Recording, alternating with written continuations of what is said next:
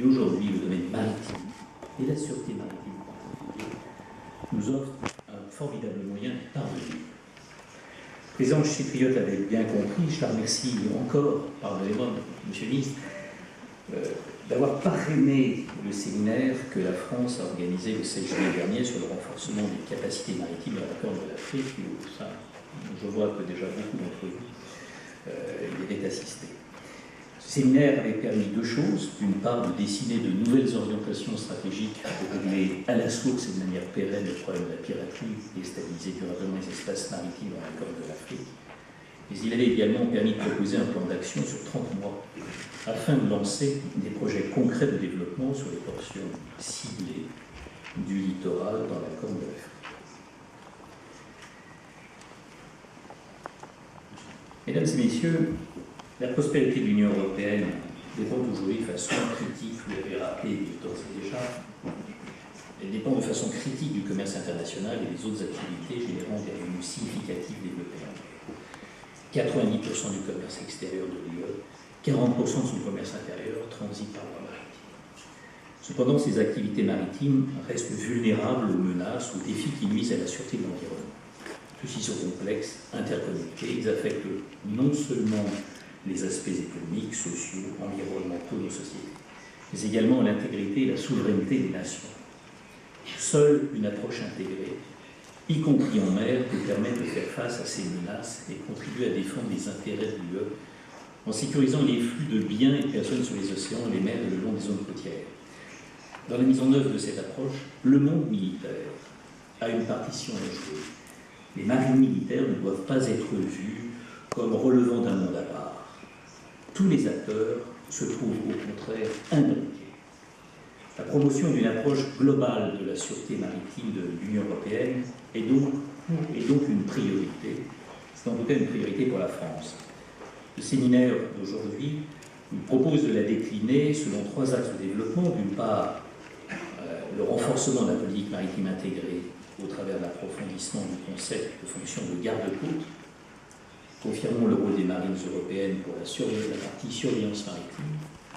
Le second axe dont vous venez de parler, est l'élaboration de la stratégie de sûreté maritime de l'Union européenne, demandée par le Conseil européen en 2010, et pour laquelle la haute représentante devra jouer un rôle clé. Cette stratégie permettra d'affirmer d'ici la fin de la décennie l'identité maritime de la PSDC au travers du développement d'une approche globale. Dans cette optique, il paraît plus que souhaitable d'ouvrir dès à présent un dialogue avec les directions générales concernées de la Commission, auquel l'Agence européenne de défense pourrait participer. En effet, cette approche devra permettre le développement et l'emploi de tous les moyens civils et militaires nécessaires à toutes les phases de la gestion des crises, de la prévention à la reconstruction. Le troisième axe de ce séminaire visera enfin la mise en exergue de l'importance stratégique de la Méditerranée, vous l'avez déjà évoqué, dans la mise en œuvre de ces réflexions et la nécessité pour l'Union européenne de réfléchir en bonne intelligence avec les États membres présents sur zone à une approche de long terme, articulant gouvernance, développement, sécurité et sûreté. Les premiers axes sont bien évidemment d'une importance capitale, afin de maintenir une dynamique favorable à la préservation des intérêts de l'Union et de ses États dans le domaine maritime pour les années 2014-2020, période durant laquelle les différents projets contribuant à l'intégration du domaine de la surveillance maritime arriveront à maturité, je pense notamment à Marsur, aux Souvres assises. Nous devons mettre en cohérence nos stratégies politiques, nos structures institutionnelles, nos moyens financiers, industriels, capacitaires et opérationnels. Une feuille de route devrait, à notre sens, être définie à très court terme, qui permette de consolider l'existant et de préserver l'avenir tout en maintenant notre ambition. À cet égard, je souhaiterais vous soumettre 3 idées. La première, qui vise à définir un cadre stratégique et politique renforcé.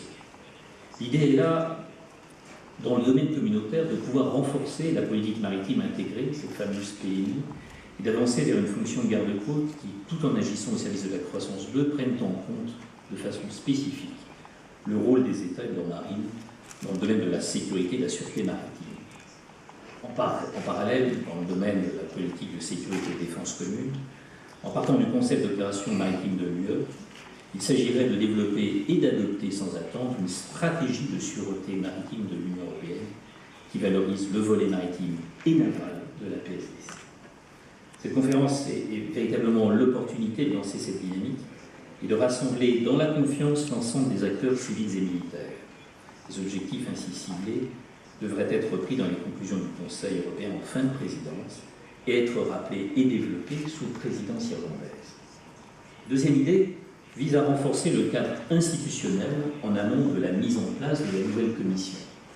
Comme le montre la PMI, la Commission européenne a le potentiel pour servir de catalyseur pour la mise en œuvre d'une approche globale en matière de sûreté maritime.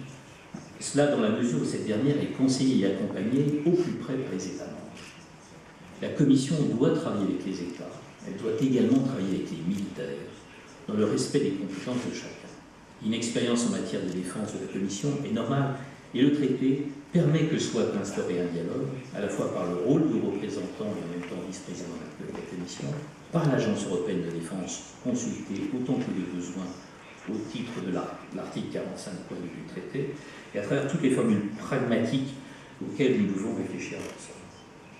À cet égard, une conciliation du processus de coordination institutionnelle entre civils et militaires pourrait avantageusement être opérée à travers trois initiatives.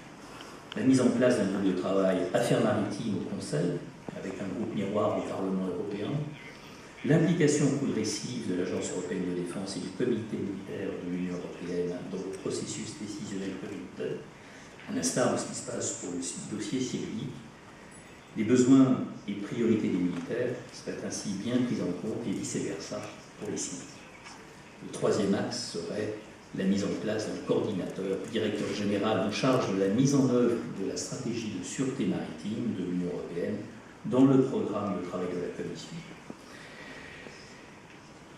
Ce directeur, coordinateur, pourrait être rattaché au haut représentant, vice-président, et mettre en œuvre les synergies avec les structures PSDC.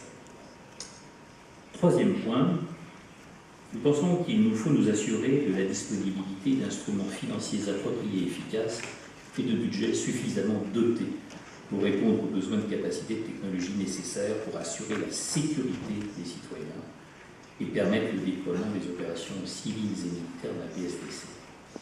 À cet égard, il nous faut penser à un budget de l'Union qui prenne en compte les besoins civilo-militaires. L'établissement et le vote des perspectives financières 2014-2020 doit se faire de façon cohérente sur tous les sujets touchant le domaine maritime, dans le respect des besoins de chaque communauté, défense, pêche et douane notamment. Et à chaque année, tout au long des procédures budgétaires à compter de 2014, nous devons veiller en particulier à ce que les lignes couvrant la politique maritime intégrée, le développement de capacités et technologies duales, je pense à Horizon 2020, et le déploiement des opérations civiles et militaires de la PSDC puissent soutenir notre ambition.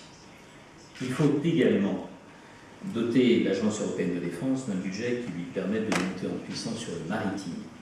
Je rappelle qu'aujourd'hui, l'Agence européenne de défense ne dispose que d'un seul personnel à l'heure actuelle sur ces sujets. Elle doit être en mesure notamment de coopérer avec la Commission européenne en matière de recherche et de représenter les intérêts de la communauté de défense dans le cadre de la politique maritime intégrée. Nous devons enfin nous accorder pour que ces budgets soient dépensés de façon cohérente, sans duplication d'existants.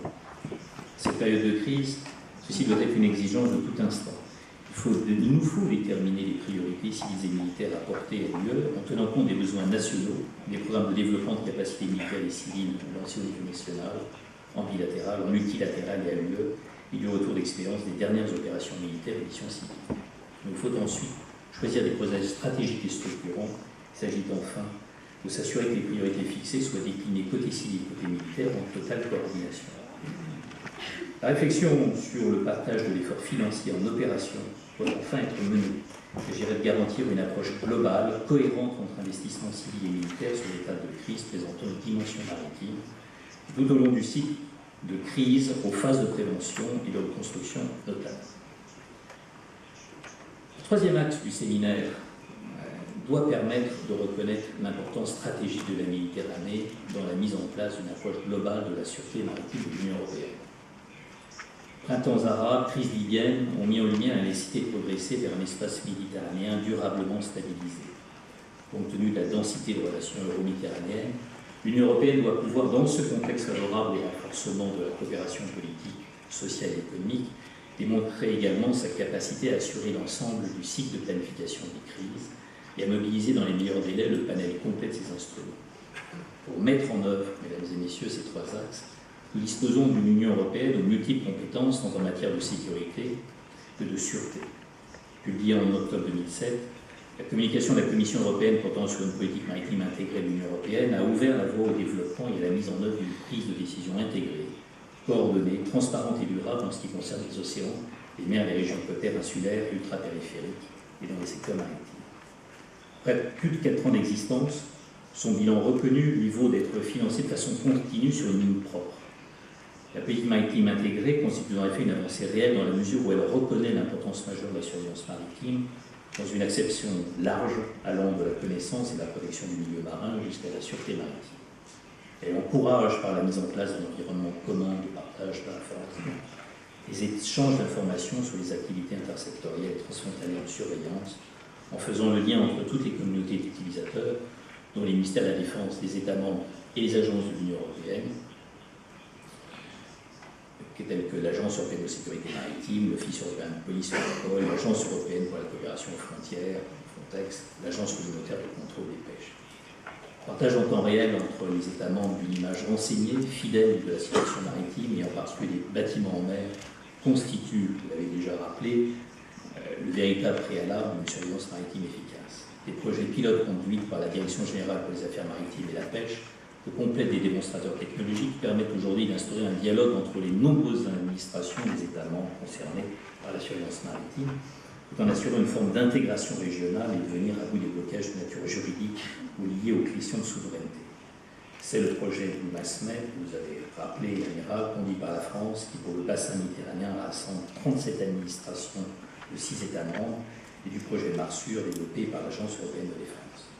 Marsur, depuis le 30 juin 2011, connecte les réseaux de surveillance maritime des marines de la Finlande, de la Suède, du Royaume-Uni, de la France, de l'Espagne, de l'Italie, où il doit être conservé, son caractère opérationnel doit être conservé au-delà de sa phase d'expérimentation et associer 15 États membres. Pour un investissement relativement modique, inférieur aux millions d'euros, ce démonstrateur pourrait constituer une avancée significative de la politique de sécurité et de défense commune dans le domaine de la production de capacités, au moment où même celle-ci progresse peu. Cette image commune doit permettre de conduire et de coordonner l'action des moyens maritimes, militaires et civils au cas échéant, pour assurer la sécurité des Européens, tant aux frontières de l'Europe que plus au large lors des opérations de l'Union européenne, comme c'est actuellement le cas pour l'opération Atalante de lutte contre la piraterie. L'adoption du concept des opérations de sûreté maritime de l'Union européenne par le comité militaire de l'Union européenne le 4 avril 2012 a enfin marqué une avancée majeure. Ce concept identifie le rôle des forces navales de l'Union européenne et les responsabilités associées en vue de soutenir les efforts menés au niveau européen pour améliorer la sûreté du domaine maritime mondial dans le cadre de la PSDC.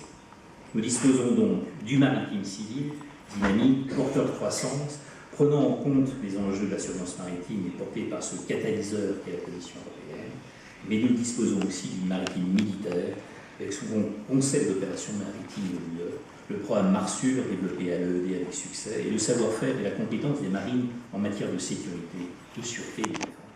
Seul fait encore défaut la mise en place d'une véritable synergie civile et militaire. L'Union européenne doit donc apprendre, dans le souci d'efficacité opérationnelle et de l'emploi cohérent et optimiser de ses moyens, se reposer sur l'acteur le mieux placé pour faire face à un enjeu donné et une mission donnée et le soutenir.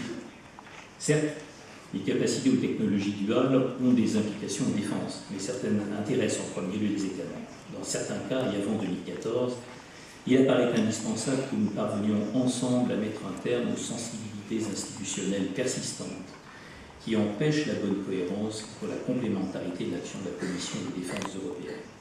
En effet, ces sensibilités peuvent s'avérer dramatiques dans un contexte où l'avenir de la PSDC et de nos industries passera par la capacité de l'Union européenne à investir dans cette intégration civilo-militaire. Pour cette conférence, il vous est proposé de concentrer sur la Méditerranée, une zone d'intérêt stratégique pour l'Union et ses États membres, où le continuum entre ce qui relève de la communauté et des forces de sécurité et des forces armées est complexe, révélateur d'amplitude des compétences de l'Union avec ses États membres. À cette pierre posée en Méditerranée pourront s'agréger, sous présidence irlandaise, les dimensions atlantiques, de la mer du Nord, de la Baltique, de la mer Noire. Tout l'enjeu de cette conférence est de dire aux différents acteurs civils et militaires que la volonté politique est là, de relancer la politique de sécurité et de défense commune, et notamment son volet militaire, de dire que cette relance peut s'incarner rapidement et efficacement dans le domaine maritime en s'appuyant sur toutes les synergies civiles et militaires possibles, que nous avons tous les atouts et que nous avons tous les atouts pour y parvenir avec succès. C'est sur cette note que j'espère dynamique que je souhaite conclure mon intervention en renouvelant à nouveau mes excuses et en vous adressant tous mes vœux de succès pour la poursuite de vos travaux. Je vous remercie de votre attention.